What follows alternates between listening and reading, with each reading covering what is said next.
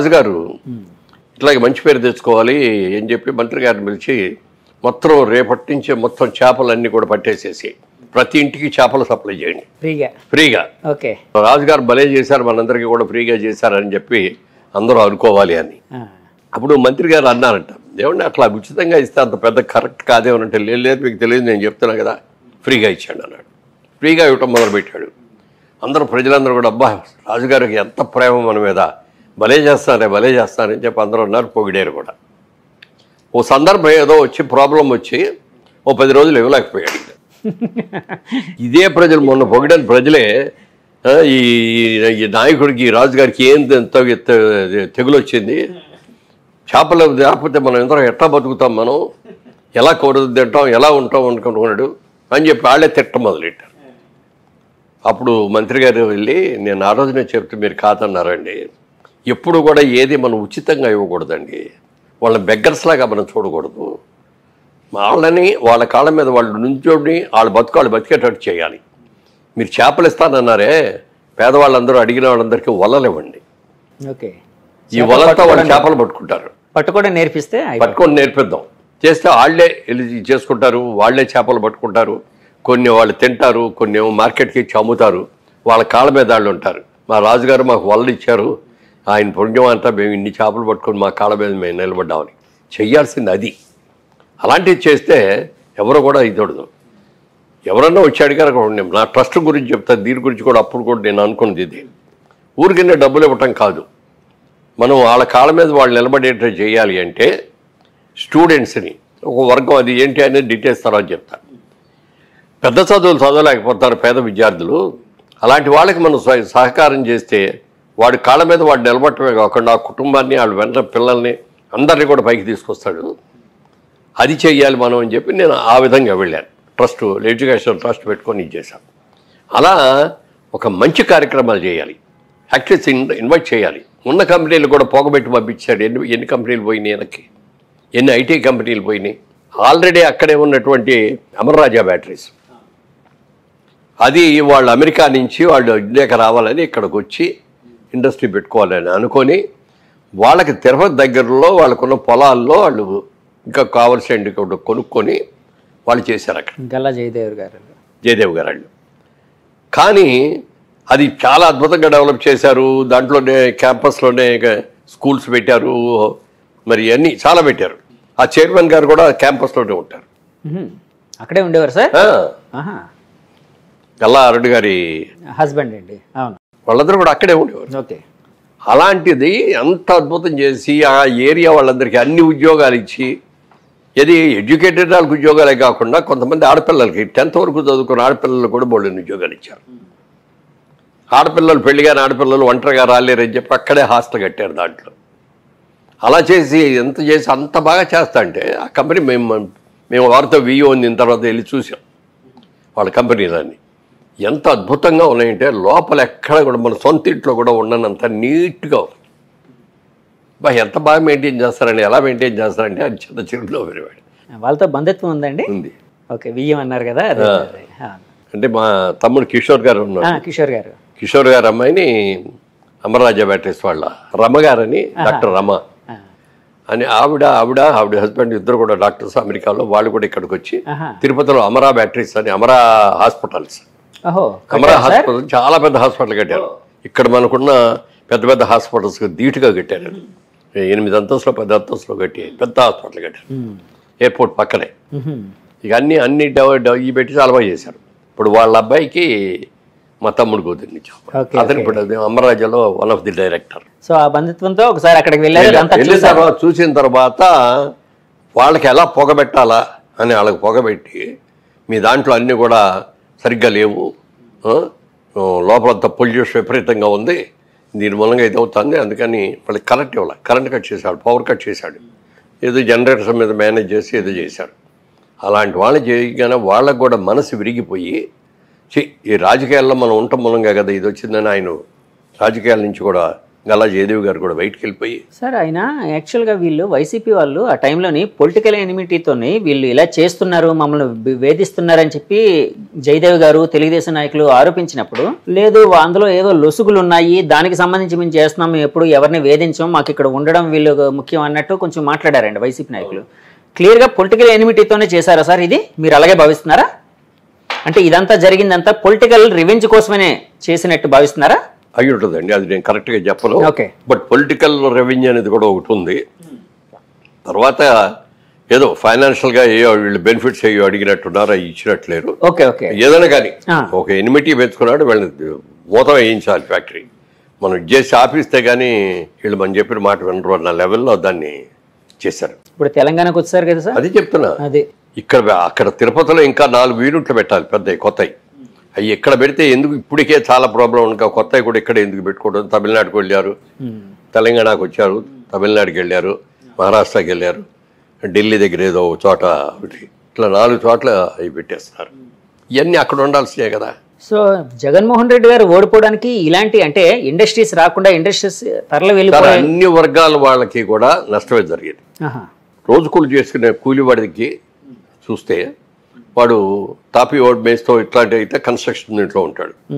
తాపి మేస్త్రి ఉన్నా కూడా కింద ఇసుకు తెచ్చేవాడికి, సిమెంట్ మోసుకొచ్చేవాడికి, ఇది చేసేవాడు కూలీలు అన్ఎడ్యుకేటెడ్ లేబర్ ఉంటారు. వాళ్ళందరికీ చేతి నిండా పనులు ఉంటాయి. పైగా చంద్రబాబు నాయుడు గారు అమరావతి క్యాపిటల్ అని చెప్పి దాని అక్కడ విపరీతమైన కన్స్ట్రక్షన్ అని అనుకున్నాడు. లేబర్ అందరూ అక్కడికి వెళ్ళి ఉండేవారు. అవునండి. ఎవరు వెళ్ళా, యాక్టివిటీ అంతా కూడా తీసేశారు, వాళ్ళకి పనులు దొరకలా. చంద్రబాబు నాయుడు గారు ఉండగా ఇసుక ఫ్రీగా ఇచ్చాడు అందరికీ. మీరు ఎవరికి కావాలన్నా ఇసుక తీసుకోండి, దీని మీద ఏమి ఇది ఉండదు అని.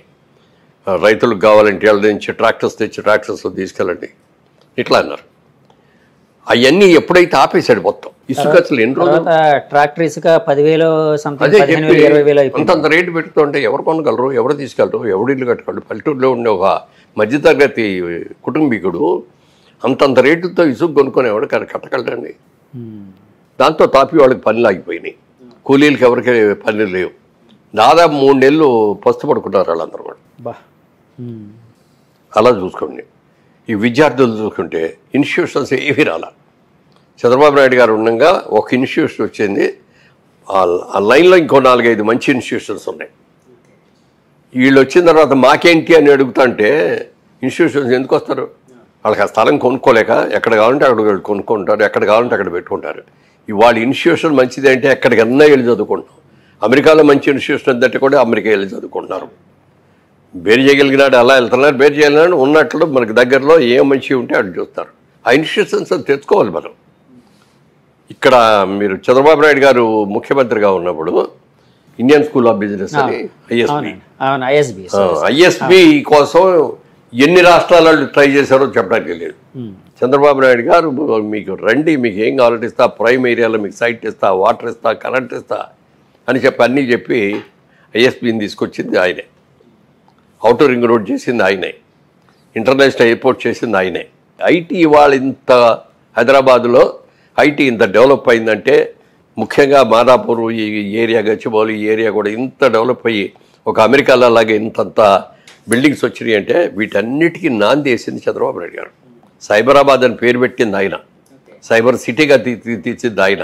ఇవన్నీ ముందు చూ ఆయన వచ్చేసి వెళ్ళిన తర్వాత ఆటోమేటిక్గా కంటిన్యూ అవుద్ది. ఓ సిమెంట్ రోడ్ వేసిన తర్వాత దాని మీద ఎట్లా వెళ్ళాలి అనేది తర్వాత వచ్చే వాళ్ళకి అర్థమైపోతుంది కదా. బేస్ ఎవరు అనేది ముఖ్యం. అవునండి. అలా చాలా ఇండస్ట్రీస్ అక్కడ రావాల్సినవి పోయినాయి, చాలా ఇన్స్టిట్యూషన్స్ అక్కడ రావాల్సినవి పోయినాయి. దాంతో ఏమైంది, విద్యార్థులకు కూడా అక్కడ ఏమీ సరిపడగా చదువుకోవడానికి లేదు. తెలంగాణకు వచ్చి చదువుకున్నారు చాలామంది, మెడ్రాసులో చదువుకున్నారు. కానీ ఇక్కడికి వచ్చేటప్పటికి ఏంటంటే మా లోకల్ విద్యార్థులు మా కోట అయిన తర్వాత ఇస్తూ ఉంటారు. ఏదైనా మన సెకండ్ గ్రేడ్ సిటిజన్స్ లాగే. అవునండి అవునండి. మన స్టేట్లో మనం ఉన్నామంటే మనం ఫస్ట్ గ్రేడ్ సిటిజన్స్ అవుతాం. సెకండ్ గ్రేడ్ సిటిజన్స్ అయ్యేటప్పటికి వాళ్ళకి ఇంపార్టెన్స్ లేకుండా పోయింది. చదువుల్లో రాలేకపోయారు. మనకు ఉన్న ఇంజనీరింగ్ కాలేజీ మూతపడిపోయినాయి, ఉద్యోగాలు లేవు. ఎక్కడికో వెళ్ళి ఉద్యోగాలకు వెళ్ళాల్సి వచ్చేది. వాళ్ళు స్టేట్ టు అదర్ కంట్రీస్ కూడా వెళ్ళిపోయి ఎన్ని కష్టాలు పడి వాళ్ళు పైకి వచ్చారు. ఇవాళ ఇతర దేశాల్లో ఉన్న ఐటీ వాళ్ళందరూ కూడా బికాజ్ ఆఫ్ చంద్రబాబు నాయుడు గారు మేము ఈ స్టేజ్కి వచ్చాము, ఇవాళ మేము ఈ స్టేజ్లో ఉన్నామంటే ఆయన అని చెప్పి ఆయన మొన్న అరెస్ట్ చేసి జైల్లో పెట్టిన రోజున అందరూ కూడా అన్ని దేశాల్లో కూడా అరెస్టేషన్ చేశారు. ఇక్కడ హైదరాబాద్లో ఇక్కడున్న ఐటీ ఉద్యోగులందరూ చేసి అందరికంటే ముందు చేసింది వాళ్ళే. సార్ దాని మీద కూడా కొన్ని ఆరోపణలు అయితే అప్పుడు వైసీపీ నుంచి వచ్చాయి సార్. స్పాన్సర్డ్ ఉద్యమం, ఇప్పుడు ఇక ఐటీ పీపుల్ అంతా చంద్రబాబు గారికి సంఘీభావం ప్రకటిస్తూ ధర్నాలు చేశారు, రాస్తారోకోలు చేశారు. తర్వాత మొత్తం కొన్ని వేల మంది గుమ్మిగూడి ఇచ్చేశారు కదండి. సో దాన్ని స్పాన్సర్డ్ ఉద్యమం అని కూడా అన్నారండి వైసీపీ వాళ్ళు. అలాంటిది ఏమైనా ఉందా సార్? అంటే స్పాన్సర్ ఎవరైనా చేశారా సార్? ఎవరు చేస్తాడు స్పాన్సర్? వాళ్ళు ఏం చెప్పారు, వాళ్ళు చెప్పిందని నేనేం ఖండించలేదు. దాని గురించి నేను మాట్లాడను. అసలు మా గురించి మేమేం చేసామని చెప్తాను తప్ప అది చేసామని చెప్పను.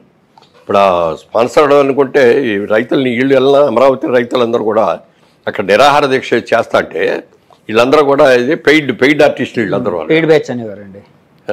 ఇప్పుడు ఎక్కడన్నా బయటికి వెళ్ళాడు ఉన్న బట్టి మంచి బట్టలు వేసుకొని వెళ్తాం, లేకపోతే ఉతికిన బట్టలు చక్కగా ఉతికిన బట్టలు తీసుకొని వెళ్తాం ఫ్రెష్గా. ఎవరు బయటికి వెళ్ళడం వాళ్ళు అక్కడ కూర్చోడానికి మంచి చీర కట్టుకోకూడదా? అందరూ రిచ్ డబ్బులు ఏదో ఉన్నాళ్ళు, అరకరం ఉన్నాళ్ళు కూడా 2 మంది ఉన్నారు అక్కడ. అన్ని కులాల వాళ్ళు ఉన్నారు, ఒక్క కులం కాదు అక్కడ ఉన్నది. అమరావతి అనేది అనేక కులాలందరూ కలిసి ఉన్నాళ్ళు అందరిది ఉన్నది. అందరూ ఇచ్చారు, ఎకరం ఉన్నాళ్ళు ఇచ్చారు, 30 ఎకరాలు ఉన్నాళ్ళు ఇచ్చారు అక్కడ. అన్ని అలా ఇచ్చారు కాబట్టే 33,000 ఎకరాలు ఈయన అమరావతి సిటీ అద్భుతమైన సిటీ కడతారని చేశారు. వితౌట్ సింగిల్ ఎంపీ 3 పంటల పడ్డాయి ఇది. అలా అని చెప్పి మీరు నష్టపోకూడదు అని చెప్పి మీరు ఇచ్చే ప్రతి ఎకరానికి నేను 1200 గజాలు డెవలప్డ్ వెల్ డెవలప్డ్ అన్నీ కూడా ఇన్ఫ్రాస్ట్రక్చర్ అంతా కూడా డెవలప్ చేసి రోడ్స్ బ్రహ్మాండంగా వేసి ఎలక్ట్రిసిటీ వాటర్ ప్రతి కావాల్సింది అన్నీ కూడా చేసేసి అలాంటి దాంట్లో మీకు 1200 గజాలు ఇస్తాను. ప్లస్ అది మీకు హ్యాండ్ ఓవర్ చేసే వరకు కూడా ప్రతి సంవత్సరం మీకు కవులు ఇచ్చినట్టుగా నెలకి ఇంత ఇస్తాను, లేకపోతే సంవత్సరానికి ఇంత ఇస్తాను. ఇవన్నీ పెట్టాడు చేశారో వాళ్ళందరూ హ్యాపీగా వచ్చారు, అందుకే ఆయన ఇచ్చారు. ఇవాళ ప్రపంచంలో ఎక్కడ కూడా ఏ దేశంలో కూడా రూపాయి డబ్బులు ఇవ్వకుండా 33,000 ఎకరాలు రాజధాని కోసం ఇచ్చిన వాళ్ళు ఎవరు లేరు. అది ఒక్క చంద్రబాబు నాయుడు గారిని చూసి క్రెడిబిలిటీ చూసి ఇచ్చారు. చంద్రబాబు నాయుడు గారిలో ఉన్న నిజాయితీ, ఆయన చెప్పిన స్కీము, వాళ్ళకి ఏమేమి బెనిఫిట్స్ వస్తున్నాయి ఇవన్నీ కూడా చెప్పాడు కాబట్టి ఇచ్చేశాడు. చిన్న పెద్ద అందరూ ఉన్నారు ఇందులో, హాఫ్ ఎకరం ఎకరం ఉన్నాళ్ళు కూడా ఉన్నారు, వాళ్ళు కూడా ఇచ్చేశారు. వీళ్ళందరినీ పెయిడ్ ఆర్టిస్టులు అన్నారు. ఎన్ని ఇబ్బందులు పెట్టాలో వాళ్ళు ఇబ్బందులు పెట్టేశారు. అక్కడున్న సెక్రటేరియట్కి వెళ్ళటం కోసం వెళ్తా అంటే వీళ్ళందరూ అడ్డు ఉంటారని చెప్పి అటు ఇటు తెరలు కట్టేసి నల్లద్దాలు వేసుకుని దాన్ని పెట్టి వెళ్ళాడు. ఎక్కడికి వెళ్ళినా హెలికాప్టర్లో వెళ్ళాడు. వెళ్ళాలి కానీ ప్రజల కష్టాల్లో ఉన్నప్పుడు ప్రజల దగ్గరికి వెళ్ళాలి. వరదలు వచ్చినప్పుడు దగ్గరికి వెళ్ళి అక్కడికి వెళ్ళి చూడాలి, వాళ్ళందరితో మాట్లాడాలి.